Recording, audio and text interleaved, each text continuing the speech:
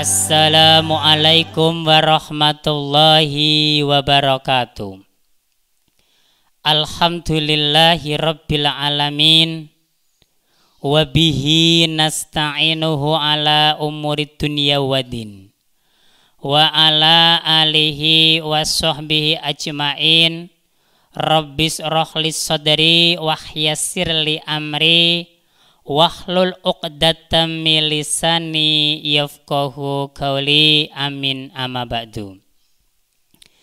Pertama-tama marilah kita panjatkan puji syukur kehadirat Allah Subhanahu wa taala yang telah memberikan nikmat yang begitu banyaknya kepada kita, sehingga di bulan Ramadan tahun ini kita masih bisa dipertemukan lagi dalam keadaan sehat walafiat. Tak lupa sholawat dan salam kita haturkan kepada junjungan kita Nabi Allah Muhammad sallallahu alaihi wasallam. Sahabat-sahabat GNB dimanapun Anda berada, di kesempatan sore hari ini sedikit kami akan menyampaikan kultum dengan tema hidup ini kegelapan akan bisa diterangi dengan 5 penerangan. Maksudnya apa? 5 kegelapan diterangi dengan 5 keterangan. Yang pertama, di situ telah dikatakan hubbud dunya zulmatun wasurujulaha taqwa. Yang membuat hati kita gelap adalah cinta dunia. Cinta dunia membuat kita menjadi gelap. Karena apa? Orang yang cinta dunia biasanya sudah tidak memikirkan lagi yang namanya ibadah. Yang dipikirkan hanya bekerja, bekerja, dan bekerja. Maka dalam sebuah kitab Nasu'ihul Hibad dikatakan adz-dzulumatun khamsun wa surujulaha khamsun. Yang pertama tadi sudah kami sampaikan, sudah dikatakan yang membuat hati kita gelap adalah cinta dunia. Maka bagaimana caranya kita bisa cinta dunia tetapi hati kita juga menjadi terang? Maka yang akan menerangi hati kita adalah takwa. What is the meaning takwa? Takwa adalah menjalankan perintah Allah dan kita berusaha meninggalkan apa yang menjadi larangan Allah. Takwa. Takwa kalau kita uraikan lagi, kalau kita dari satu huruf ke satu huruf kita mencoba untuk menggali lagi kira-kira ada berapa huruf di dalam tulisan takwa bila kita tulis dengan tulisan Arab. Takwa yang pertama adalah tak. Kita hidup di dunia ini mau tidak mau harus mempunyai sifat yang pertama, yaitu tawadhu, rendah hati. Jangan pernah kita merasa bangga dengan apa yang kita punyai. Jangan pernah kita merasa bangga karena kita sudah menjadi orang yang kaya. Jangan. Karena apa? Kesombongan itu yang akan membuat hati kita menjadi gelap. Maka kita hidup di dunia yang pertama harus mempunyai sifat tawadhu, rendah hati.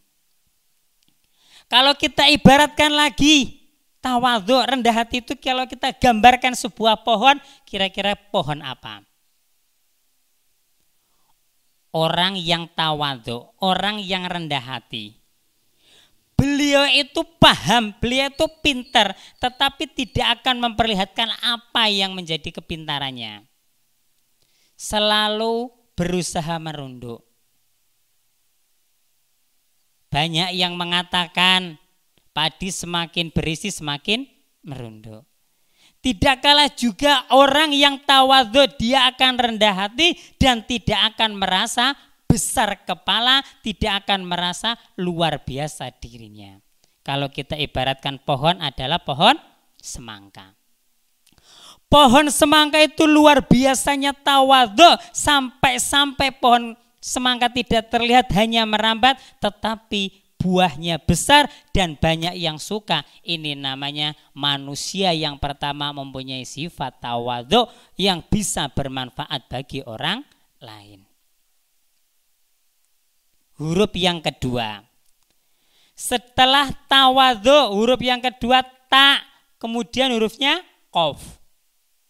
Berarti sifat yang kedua setelah tawadhu, kita harus mempunyai rasa qanaah. Menerima apa yang menjadi keputusan Allah, qanaah, nerimo ing pandum. Kalau jatah kita sekian ya sudah, kita tidak usah berbuat yang lebih. Maksudnya apa? Bekerja, ibadah. Jangan sampai kita tidak menjalankan ibadah hanya memikirkan dunia. Karena apa? Cinta dunia yang dikatakan pertama akan membuat hati kita menjadi gelap. Tawadhu, qanaah, yang ketiga hurufnya wawu, yaitu wiroi. Wiroi ya hati-hati. Setiap langkah kita dimanapun kita berada, kita dikawal oleh dua malaikat yang bernama malaikat Raqib Atid, yang siap mencatat apa yang kita lakukan. Maka dengan kita hati-hati, insya Allah kita akan berusaha menjalankan kebaikan dan kebaikan. Sehingga apa? Walaupun kita cinta dunia, tetapi kita tidak pernah meninggalkan Allah. Kita lebih takwa menjalankan semua perintahnya dan menjauhi semua larangannya. Tawadhu, qanaah, wiroi, dan yang terakhir adalah yakin. Kita harus yakin.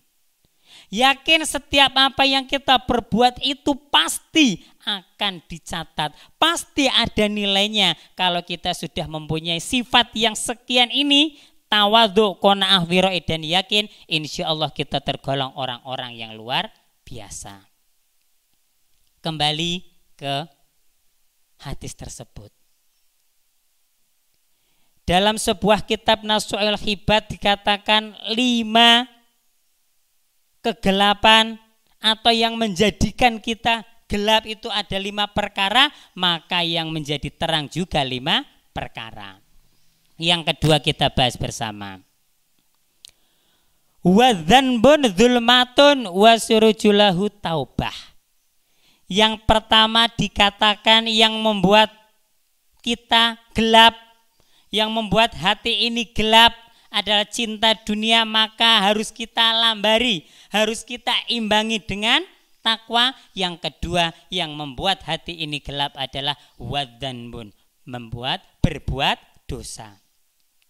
Berbuat dosa itu juga mengakibatkan membuat hati kita menjadi gelap, sehingga tidak kenal dengan yang namanya agama, tidak kenal yang namanya perintahnya Allah. Maka ketika kita berbuat dosa, jangan pernah kita tidak menyesal dan tidak mau bertaubat. Pernah dikatakan, pernah diceritakan ada seorang pemuda.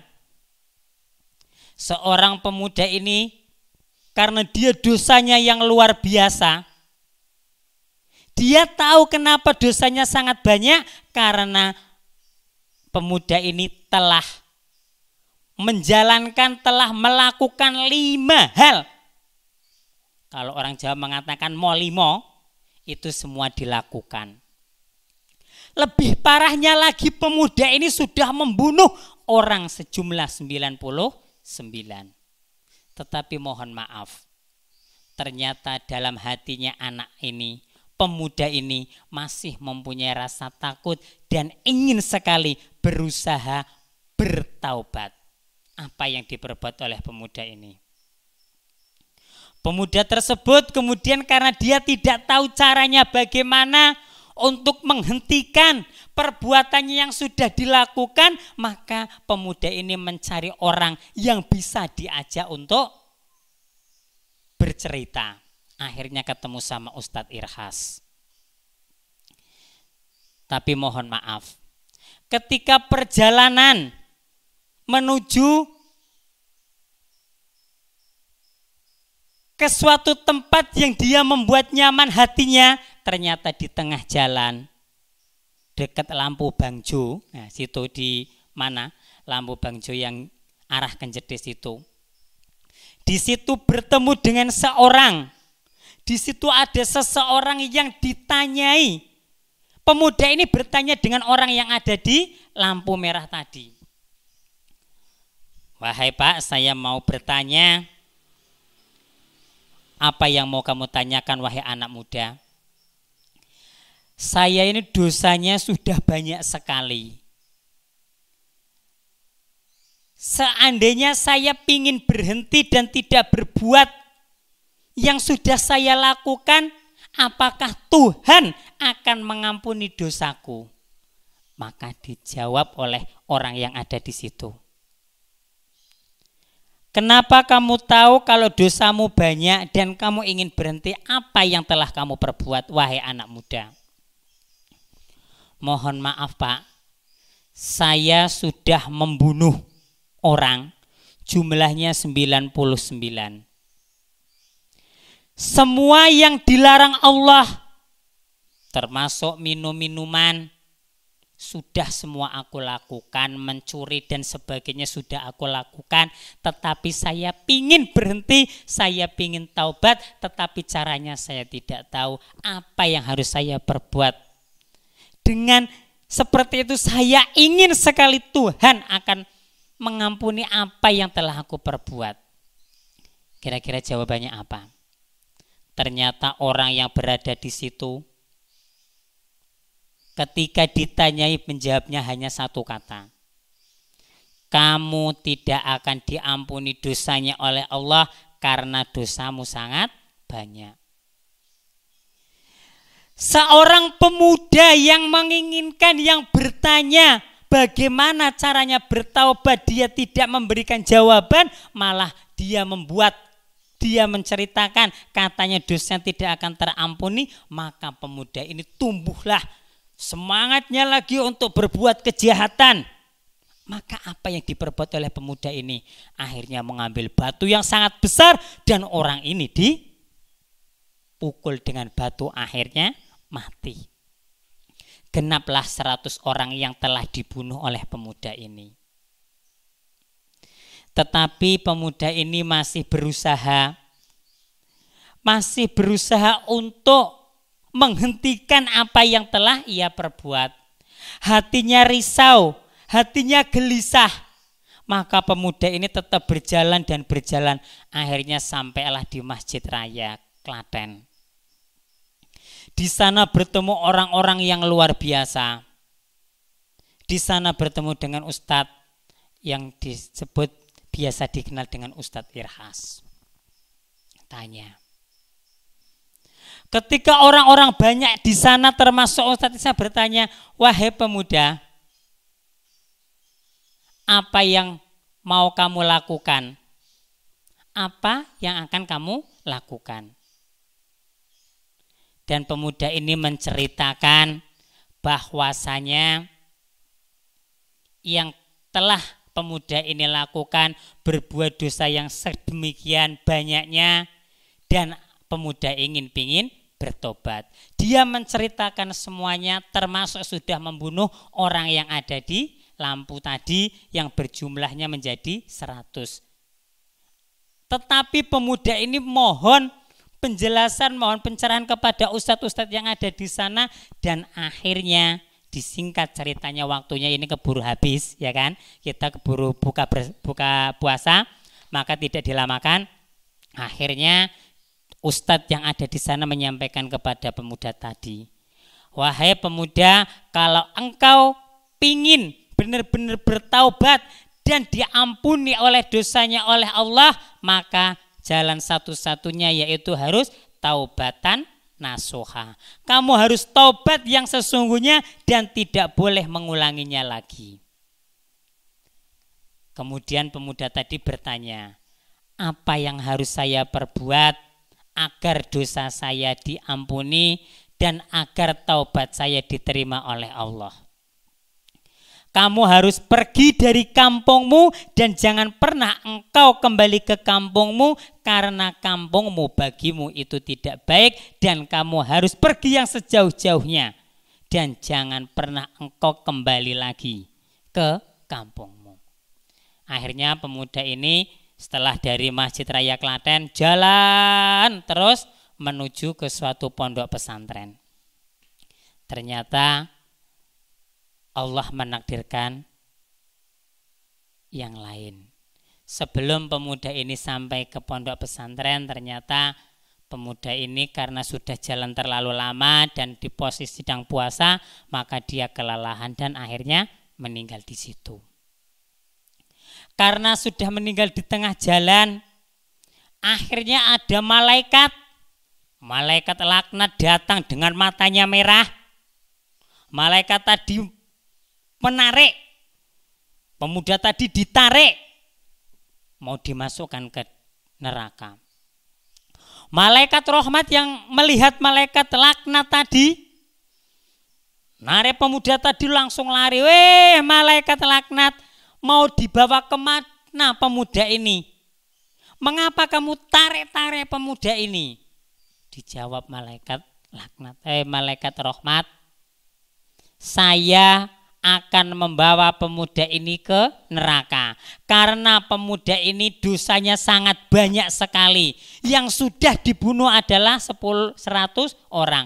Bayangkan satu orang saja dibunuh dia harus masuk neraka, apalagi yang dibunuh sudah 100 orang. Maka pemuda ini harus dimasukkan ke dalam neraka. Malaikat rahmat enggak terima. Tidak. Pemuda ini benar dosanya sangat banyak.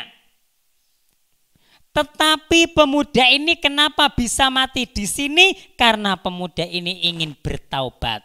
Maka tidak boleh, tidak bisa. Kalau kamu mengambil keputusan, pemuda ini harus engkau masukkan ke dalam neraka. Malaikat rahmat narik pemuda tadi mau dimasukkan ke surga. Akhirnya apa? Dua malaikat saling berebut, malaikat laknat menarik, malaikat rahmat juga menarik. Karena tarik-tarikan dan tidak ada putusnya, akhirnya Allah mengutus malaikat yang lainnya untuk menjadi hakim, diadili. Akhirnya apa? Malaikat tadi datang dan menyampaikan. Padahal malaikat sudah tahu apa yang dilakukan dua malaikat ini, tetapi malaikat ini bertanya, wahai malaikat laknat dan malaikat rahmat, mengapa pemuda ini mati? Pemuda ini meninggal, tidak engkau urus layaknya orang meninggal, tetapi malah engkau tarik ke dalam surga, engkau tarik ke dalam neraka. Ini ada apa? Malaikat rahmat bercerita, wahai malaikat Allah, pemuda ini pemuda yang ingin bertaubat dan ingin mendapat ampunan dari Allah, maka pemuda ini harus masuk ke dalam surga. Malaikat laknat tidak menerima. Tidak bisa wahai malaikat, pemuda ini benar dia mau taubat, tetapi mohon maaf dosanya sangat banyak sekali. Pemuda ini sudah membunuh 100 orang, maka dia harus masuk ke dalam neraka. Saya tidak terima kalau pemuda ini masuk ke dalam surga.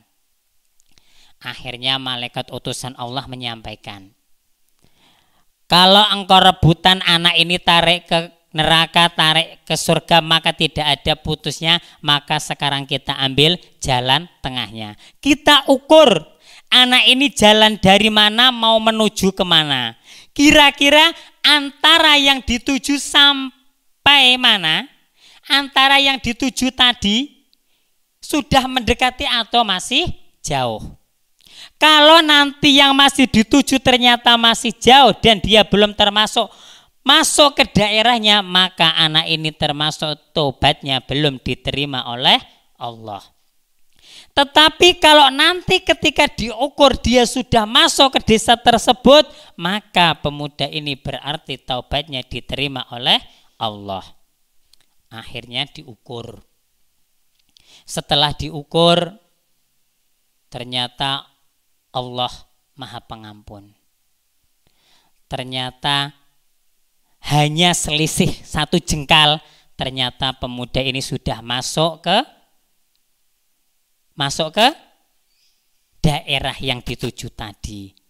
Berarti pemuda ini tobatnya diterima oleh Allah. Maka sahabat-sahabat semuanya, jangan berkecil hati walaupun dosanya banyak, tetapi kalau masih ada iman di dalam hati dan ingin bertobat sebelum ajal menjemput, maka waktu ini waktu yang tepat. Mari kita bertaubat. Karena apa? Wadzanbun dzulmatun wasurujulahu taubat. Dosa itu membuat hati kita menjadi gelap, tidak lain tidak bukan yang akan menerangi adalah taubat. Mohon maaf, waktu sudah habis. Tidak bisa kami sampaikan 5-5-nya. Insya Allah akan kita lanjutkan di episode berikutnya. Dari kami cukup sekian. Banyak salam mohon dimaafkan. Assalamualaikum warahmatullahi wabarakatuh.